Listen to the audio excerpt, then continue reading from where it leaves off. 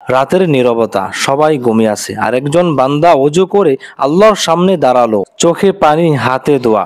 ঠিক সেই সময় আল্লাহ রব্বুল আলামিন বলতেছে, কে আসো যে এই সময় আমার নিকট দোয়া করো, আমি তোমার দোয়া কবুল করব। কে আছে আমার কাছে ক্ষমা চাও, আমি তোমাকে ক্ষমা করব। এটাই হলো তাহাজ্জুদের নামাজ। আজকের ভিডিওতে আমরা জানবো তাহাজ্জুদের নামাজ কত রাকাত, আল্লাহর নবী সাল্লাল্লাহু আলাইহি ওয়াসাল্লাম তাহাজ্জুদের নামাজ কিভাবে পড়তেন, তাহাজ্জুদের নামাজ নিয়ে আলেমরা কি বলেছে এবং তাহাজ্জুদের নামাজের সংখ্যা কত।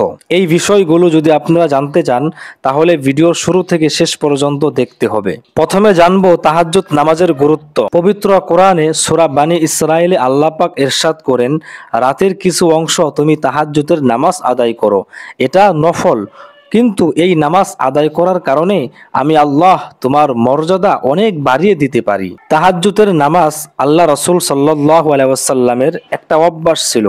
আম্মাজান আয়েশা সিদ্দিকা রাদিয়াল্লাহু তাআলা আনহা বলেন, আল্লাহর নবী সাল্লাল্লাহু আলাইহি ওয়াসাল্লাম প্রতি রাত তাহাজ্জুদের সালাত আদায় করতেন। ইবনে আব্বাস রাদিয়াল্লাহু তাআলা আনহু বলেন, কোনো ব্যক্তি যদি নিজের সম্মান বাড়াতে চায়, কোনো ব্যক্তি যদি তার মর্যাদা বাড়াতে চায়, তাহলে সে যেন রাতের কিছু অংশ তাহাজ্জুদের নামাজের জন্য ব্যয় করে।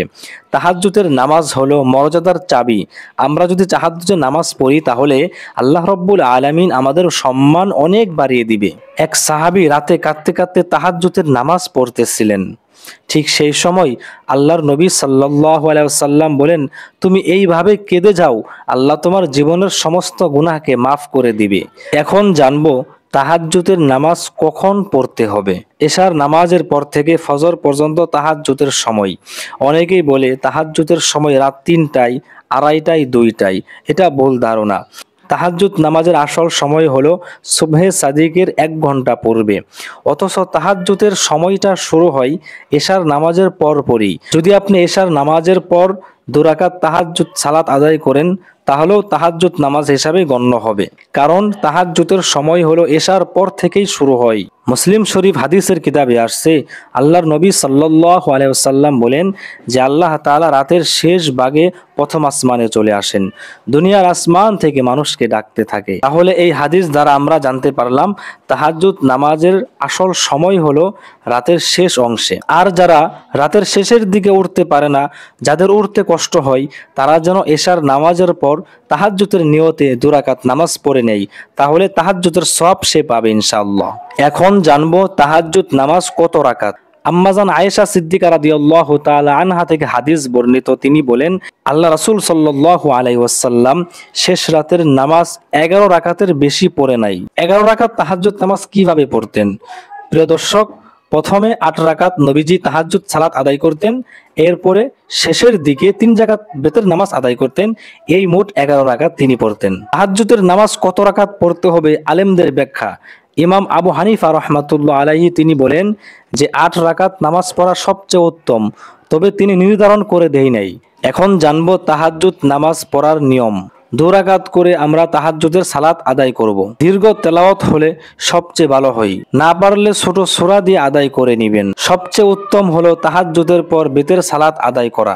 এক তাকবীরে তাহরিমায় ৪ রাকাত তাহাজ্জুদের সালাত আদায় করলে ভুল হবে। হাদিস দ্বারা প্রমাণিত ২ রাকাত ২ রাকাত করে আমরা ৪ রাকাত, ৬ রাকাত, ৮ রাকাত, যে যত পারি, যার যত সময় হয় সেই সময় অনুযায়ী এই তাহাজ্জুদের সালাত আদায় আমরা করব। এখন জানবো তাহাজ্জুদ নামাজের ফজিলত। তাহাজ্জুদের নামাজ এমনই গুরুত্বপূর্ণ, এই নামাজ আদায় করলে আল্লাহ তাআলা আপনার মনের সকল আশা পূরণ করবে। তাহাজ্জুদের নামাজ পড়তে পারলে জীবনের সমস্ত গুনাহ মাফ হয়ে যাবে। তাহাজ্জুদের অভ্যাস যদি আপনার মধ্যে থাকে তাহলে বিভিন্ন বড় ধরনের রোগ বালাই থেকে আল্লাহ আপনাকে হেফাজত করবে।